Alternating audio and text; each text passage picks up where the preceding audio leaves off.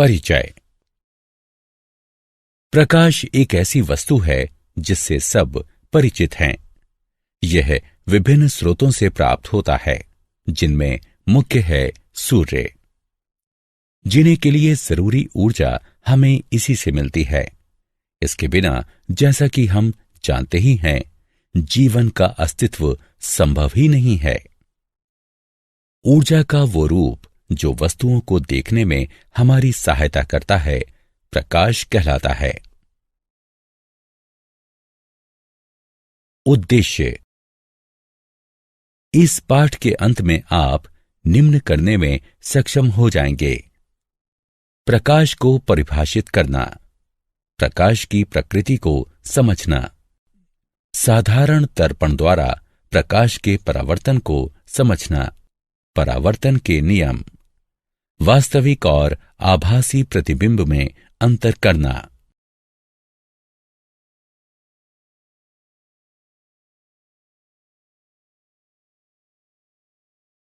प्रकाश एवं प्रकाश के स्रोत। ऊर्जा का वह रूप जो वस्तुओं को देखने में हमारी सहायता करता है, प्रकाश कहलाता है। प्रकाश सरल रेखा में चलता है। ये हम में दृश्य बोध उत्पन्न करता है। प्रकाश के दो स्रोत हैं: चमकीली वस्तुएं और गैर चमकीली वस्तुएं। चमकीली वस्तुएं वे वस्तुएं जो अपना स्वयं का प्रकाश छोड़ती हैं, चमकीली वस्तुएं कहलाती हैं, जैसे सूर्य, लैंप, मोमबत्ती इत्यादि। गैर चमकीली वस्तुएं वे वस्तुएं जो स्वयं पर पड़ने वाले प्रकाश को परावर्तित करती हैं, गैर चमकीली वस्तुएं कहलाती हैं, जैसे चंद्रमा, कुर्सी, मेज इत्यादि।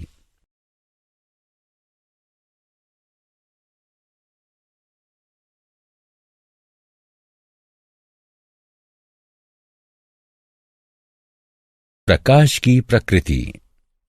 प्रकाश के परावर्तन, अपवर्तन, विवर्तन तथा अन्य अनेक पहलुओं के बारे में जानने के लिए प्रकाश के सिद्धांतों के आधार पर उसकी प्रकृति को समझना होगा। प्रकाश की प्रकृति के दो सिद्धांत हैं: प्रकाश का तरंग सिद्धांत तथा प्रकाश का कण सिद्धांत। प्रकाश का तरंग सिद्धांत। प्रकाश विद्युत चुंबकीय तरंगों पर आधारित होता है, जिन्हें प्रवर्धन के लिए किसी भौतिक माध्यम की आवश्यकता नहीं होती। इसके अभिलक्षण चिन्ह हैं विवर्तन, निष्कर्ष एवं ध्रुवीकरण। प्रकाश का कण सिद्धांत। प्रकाश ऐसे कणों से निर्मित होता है जो अत्यंत तीव्र गति से एक सरल रेखा में चलते हैं। इसके अभिलक्षण चिन्ह हैं परावर्तन और अपवर्तन। प्रकाश तरंग और कण दोनों के गुण प्रदर्शित करता है। प्रकाश का स्वभाव दोहरा होता है।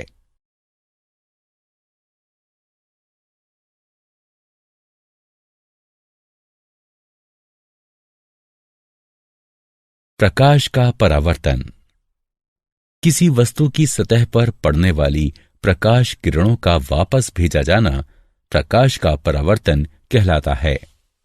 चमकदार सतह वाली वस्तुएं खुरदुरी और धुंधली सतह वाली वस्तुओं की अपेक्षा अधिक प्रकाश परावर्तित करती हैं। चांदी प्रकाश की सर्वोत्तम परावर्तक है। सपाट सतह से परावर्तन। सपाट दर्पण कांच का एक पतला, समतल और चिकना फलक होता है, जिसके एक ओर रजत धातु की चमकीली परत चढ़ी होती है। इस रजत परत को लाल पेंट के द्वारा संरक्षित किया जाता है। आकृति को समझने के लिए आवश्यक पदों के अर्थ निम्नलिखित हैं: आपतित किरण। प्रकाश की वो किरण जो दर्पण की सतह पर पड़ती है, आपतित किरण कहलाती है। आपतन बिंदु। दर्पण पर आपतित किरण जिस बिंदु पर पड़ती है, उस बिंदु को आपतन बिंदु कहते हैं। परावर्तित किरण। दर्पण द्वारा प्रकाश की जिस किरण को वापस भेजा जाता है वह परावर्तित किरण कहलाती है। सामान्य दर्पण की सतह के आपतन बिंदु पर स्थित समकोण की रेखा को सामान्य कहते हैं। यह एक ऐसी रेखा है जो दर्पण के आपतन बिंदु पर लंबवत स्थित होती है। पार्श्व परिवर्तन। पार्श्व परिवर्तन जब समतल दर्पण के सामने कोई वस्तु रखी जाती है तब वस्तु का दाहिना पार्श्व दर्पण के बाईं ओर और बायां पार्श्व दर्पण के दाहिनी ओर प्रतीत होता है। किसी वस्तु के पार्श्वों और उसके दर्पण प्रतिबिंब का यह परिवर्तन पार्श्व परिवर्तन कहलाता है। समतल दर्पण के संबंध में अभिलक्षण और उपयोग। किसी समतल दर्पण द्वारा निर्मित प्रतिबिंब के अभिलक्षण। ऐसा प्रतिबिंब आभासी होता है। ऐसा प्रतिबिंब सीधा होता है। प्रतिबिंब का आकार वस्तु के आकार जितना ही होता है। समतल दर्पण द्वारा निर्मित प्रतिबिंब दर्पण में पीछे उतनी ही दूरी पर होता है। ऐसा प्रतिबिंब पार्श्व परिवर्तित होता है।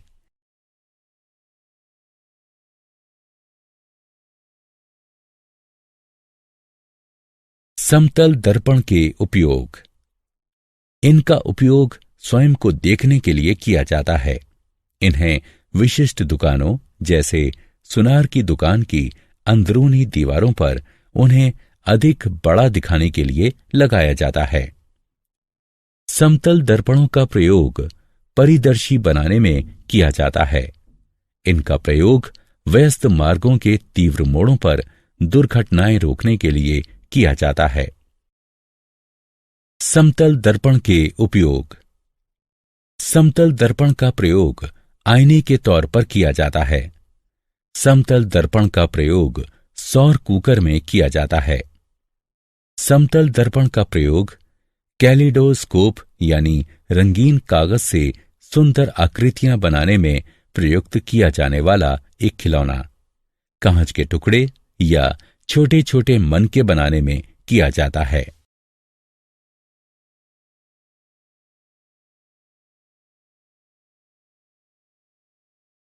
परावर्तन के नियम। परावर्तन का प्रथम नियम। आपतित किरण, परावर्तित किरण और सामान्य ये सब एक ही समतल पर स्थित होते हैं। परावर्तन का द्वितीय नियम। परावर्तन कोण सदैव आपतन कोण के बराबर होता है।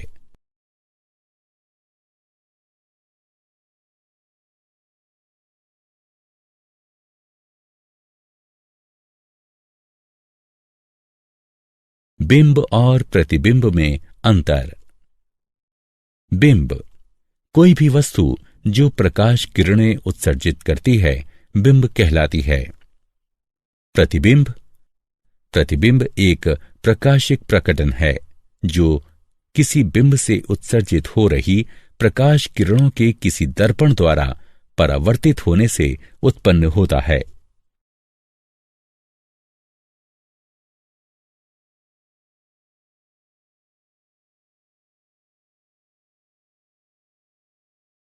वास्तविक और आभासी प्रतिबिंब में अंतर।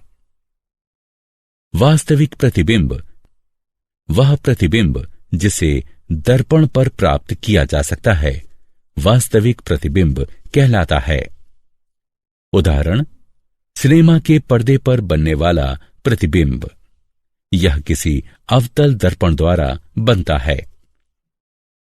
आभासी प्रतिबिंब वे प्रतिबिंब जिन्हें पर्दे पर प्राप्त नहीं किया जा सकता आभासी प्रतिबिंब कहलाते हैं। उदाहरण, किसी समतल दर्पण में हमारे चेहरे का प्रतिबिंब। यह किसी अवतल दर्पण द्वारा बनता है।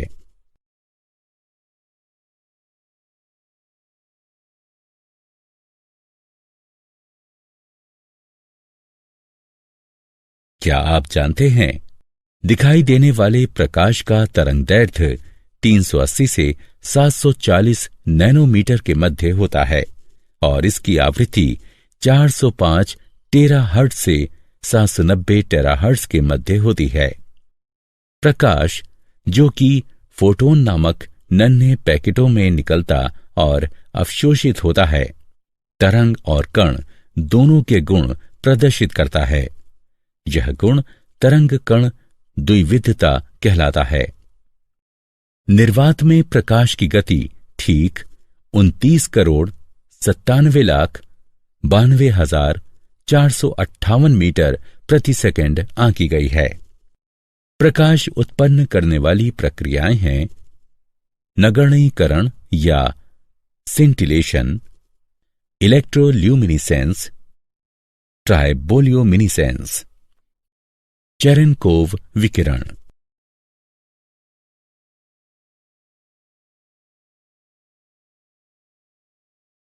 सारांश। आइए हमने जो कुछ सीखा है उसे संक्षेप में दोहराएं।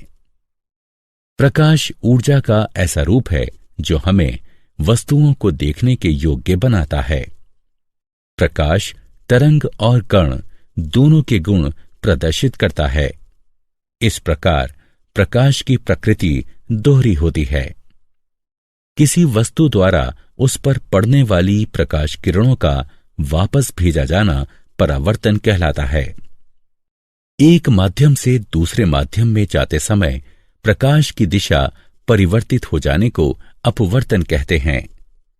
आपतित किरण द्वारा सामान्य के साथ बनाए गए कोण को आपतित कोण कहते हैं। परावर्तित किरण द्वारा सामान्य के साथ आपतन बिंदु पर बनाए गए कोण को परावर्तन कोण कहते हैं। आपतन कोण परावर्तन कोण के बराबर होता है। किसी बिंब से आ रही प्रकाश किरणें जब किसी दर्पण से परावर्तित होकर किसी बिंदु पर मिलती हैं तो प्रतिबिंब बनता है। समतल दर्पण में किसी बिंब के पार्श्वों और उसके प्रतिबिंब के पलट जाने का प्रभाव पार्श्व परिवर्तन कहलाता है।